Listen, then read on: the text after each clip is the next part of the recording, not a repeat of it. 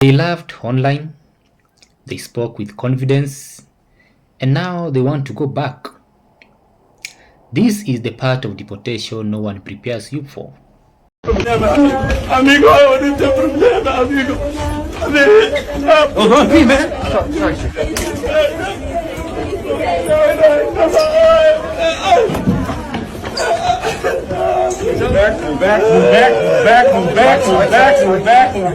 Move back. Out the way, Lewis, out the way. Out the way. You will be locked down. Move.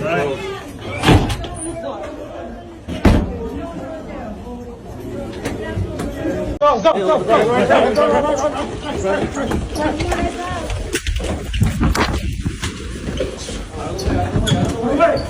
Stand back. Move back. This is the freedom. I'm coming to my process immigration. What country are you from? I'm from Western Sahara. Go ahead. People who spent years calling America racist are now crying online because they're being sent back to the same country they swore was better than here. Y'all like the video right here, follow for more. And let's get into this one. You see the meltdown videos everywhere, tears, anger, demands, but none of them mention the fraud investigations, the expired visas, the money that moved through criminal networks, or the abuse of programs paid for by the taxpayers. The moment accountability shows up, they all act shocked. I look at these videos and all I see is the same contradiction. Somalia is beautiful when they want moral high ground, but Somalia becomes unsafe the moment removal papers arrive. They switch the story depending on what benefits them. The reactions are emotional because the system finally stopped bending. Deportations are happening because laws exist, because agencies uncover fraud rings, because certain groups are draining millions from health, housing, and social programs that working Americans rely on. There's nothing complicated here. People act like the West owes everyone a comfortable life, like your job is to give everyone else more than what you could give your own family. And that is not how a country works. You cannot build a healthy society by subsidizing the failure of another one. The deportation of the Somalis in US has started. This is one thing I like about Trump. If he says something, he does it immediately. He doesn't wait for 3 months, 6 months, 10 years. He does it immediately. But can we say the same for the Nigerian government? We are shouting about this insecurity issue. My dear, do you know that the Nigerian government has still not done anything about it? They've still not done anything. Like, if it's to bring out money, buy more weapons, buy a motor, like, do something, they've still not done anything. Today is the 7th of December, a Sunday. I can tell you with evidence that yesterday, the 6th of October, 2025, that a village in Benue State was still attacked by Fulani herdsmen. I am telling you with evidence. If you tell me to show you evidence, I'm going to show you evidence. That as at yesterday, the 6th of December 2025, a village was still attacked by Fulani herdsmen. Look at Trump. He said something which day he's already taking action. Yet our president, they are saying, the US want to invade us. They want to collect our things. They want to collect our oil. Oh yeah, you will be president. Do something now. Do something. What are you doing? Are you buying weapons? What are you doing? If you know you can't do this, then seek for help. Seek for help from international bodies. Tell them that okay, this fight, I know if you fight I'm alone, we don't have enough weapons. Seek for help. If you care about the lives of people. Now go talk something, go take now like 20 years to do them. That's why I don't promise us. Up to how many years? Every time we go on strike, you say, come let's negotiate, come let's waiting now. If not talk something, mean that they tried one. In this video, we are looking at what happens after deportation. That is when the cameras turn off and really life begins. No politics, no insults, just consequences.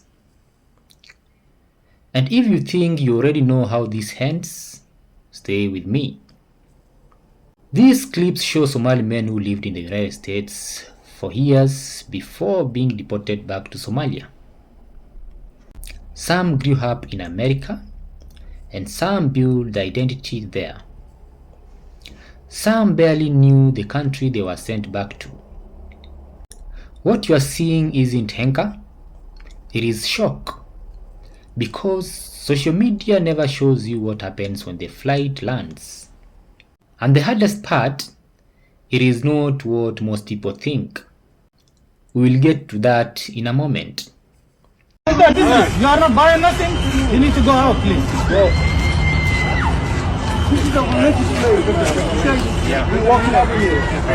Private property. Sir, who's the boss here? Who's the officer? Who's the big boss here? Just back up. Let us do our job and we'll get out again.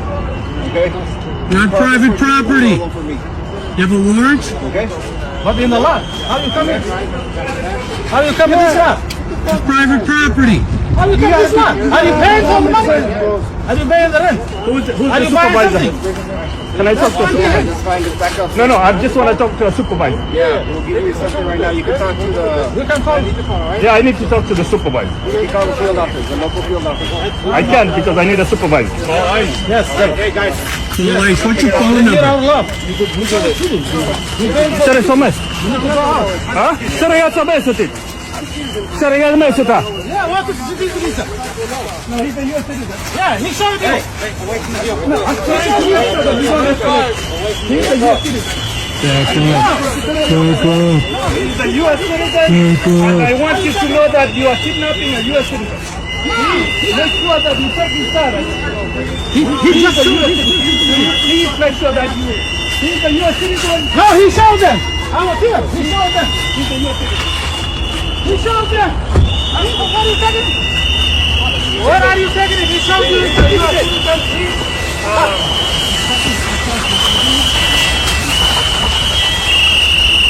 They took a U.S. citizen here from Sri Lanka.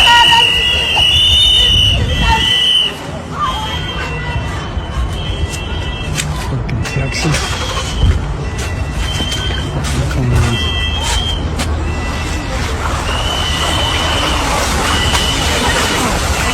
Don't stop.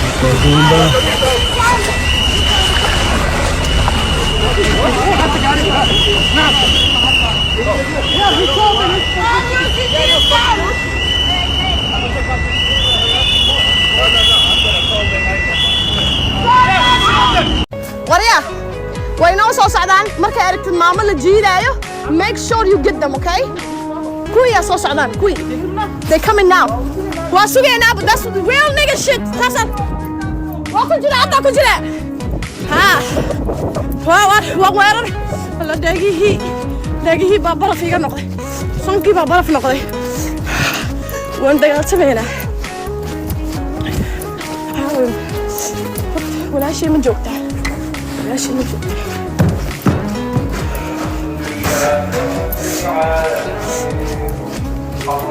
abtigee waa xiran yahay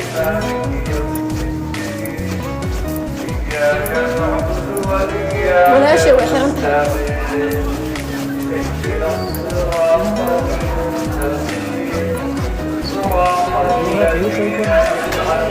okay tukaamo qaar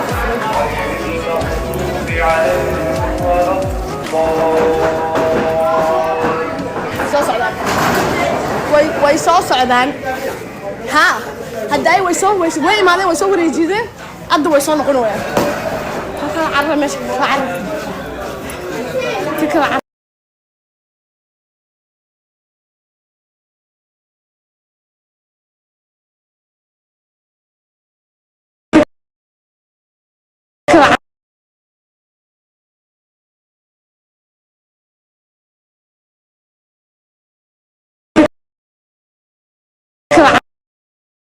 Is this? No, I don't like Somalis. I don't want them in my country, and they bring absolutely nothing of value here. And I know people are going to sit there and scream and cry, oh my gosh, the statistics, they're so racist. But at the end of the day, the facts are the facts, and I'm not going to apologize for that. I mean, genuinely, what have they brought of value here? And I'm not saying that they're all bad on an individual level. I understand that people who lack nuance aren't going to be able to comprehend that as a collective they're bad. Individuals, I'm sure that there are some that are fine, just like any other population. But if you look at the violent crime statistics, you would see that it's not stopping when they get to to America. Somalia has a terrible problem with violent crime. They come into places like Minnesota, and despite being an extremely disproportionate amount of the population, their violent crime rates are sky high. It's absolutely disgusting, doing some of the worst atrocities like raping young girls, because over there in their country, they do not value women. They do not see them as an equal, and they are totally okay with things like child marriage. In fact, when there was a law proposed to raise the marriage age to 18 years old, the protests got so bad from the grown men that the courts decided that they were just going to leave it at the age of 9. Is that what you want brought into your country? Is that what you want around your wives, your sisters, your daughters, just other human beings? Is that what you want to bring into this country so that you could feel better about being a white warrior? I'm sorry, that's absolutely disgusting. We know that once they got into this country, were they grateful? Did they work harder to make it better? No. They scammed the welfare system out of millions while Tim Walz just sat back and allowed them to do so. That's absolutely abhorrent. We know that Somalia is one of the most dangerous countries for Christians going, so why would we bring them into a predominantly Christian country where they're going to go around trying to propose their views, force their views down people's throats? Because in Islam, that's something that's seen as permissible to do.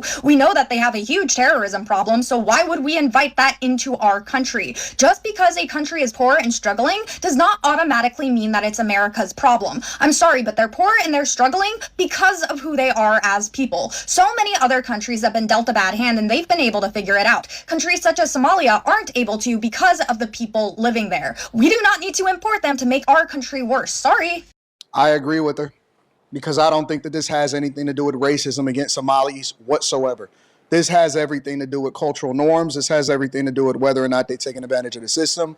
When you talk about violent crime, which I wasn't even familiar with that statistic, that's news to me, but it makes sense because you don't change who you are just because you move. You take you with you. So if you move to another place, but then you adopt the same principles, which accurately explains all of the fraud that's now being uncovered over in Minneapolis and people finessing the system, and Ilhan Omar completely ignoring it, acting like she sent the letter and all of that. Well, now it starts to make sense because your culture is the same. And so you feel entitled to this land, even though you're not necessarily contributing into it.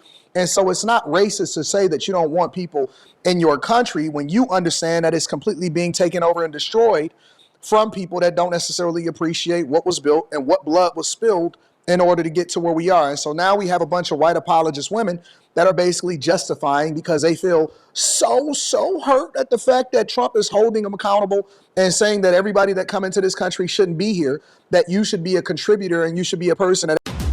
The president of US, President Donald Trump, has deported all Somalis from the US for involving in illegal activities. This is very bad news. For all the Somalis, they have been asked to return to Somalia immediately. Now the question is, will they come back to Africa, especially to Kenya, to continue with the businesses or what? But anyway, that is it. All Somalis have been deported from the United States by President Donald Trump. Listen closely to what they are saying. It is not about luxury. It is not about money. It is about structure, stability, and familiarity. Things people don't realize they rely on until they are gone. That is when regret starts to sound very real. And this is where the conversation changes. Because this isn't about one person or one clip. It is about what happens when online convivency meets real world consequences. Online, everything sounds hissy. Rules don't feel real, warnings feel exaggerated, and consequences feel far away. But deportation isn't a comment section. Once it happens, there is no undo button. Here is the uncomfortable truth. Many people don't understand how serious deportation is until it is over. And by then, it is too late. But what happens after that moment is what really surprises people. Returning to a country you don't fully know comes with challenges. Different systems, different expectations, and limited opportunities. And mentally, that adjustment can be overwhelming. That is the part rarely shown online.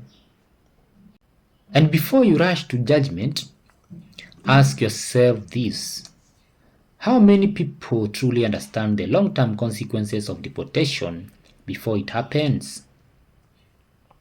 This video isn't about celebrating anyone's situation. It is about accountability. Rules exist whether people agree with them or not. And ignoring reality doesn't protect anyone from it.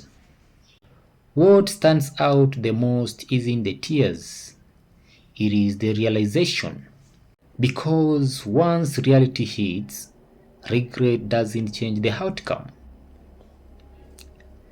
This is the side of deportation social media doesn't prepare you for. Not jokes, not bravado, just consequences. Let me know your thoughts respectfully in the comment section. And if you want more real world breakdowns like this, make sure you subscribe the channel. Thank you for watching, and I will see you in the next video.